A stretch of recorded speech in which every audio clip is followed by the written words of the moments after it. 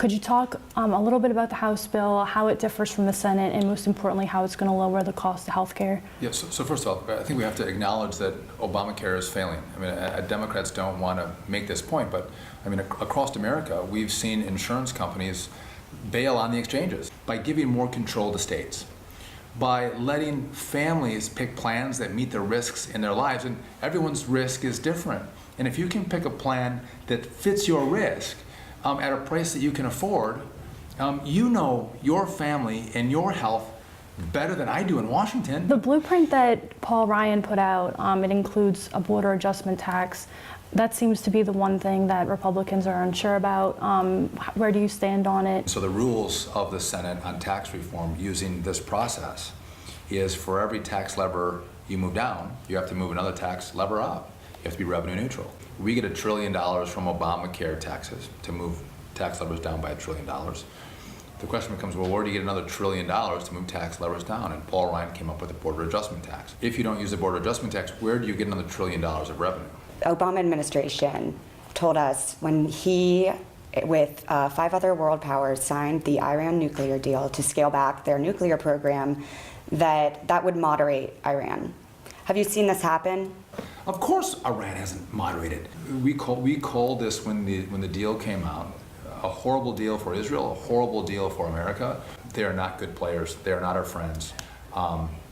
And I think President Trump recognizes that. I think President Obama was absolutely naive in cutting this deal.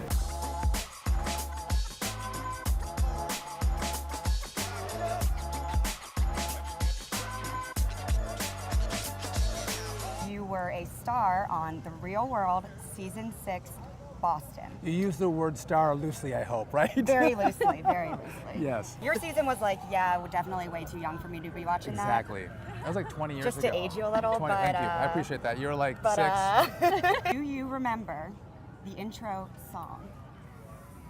To the real world? Yes.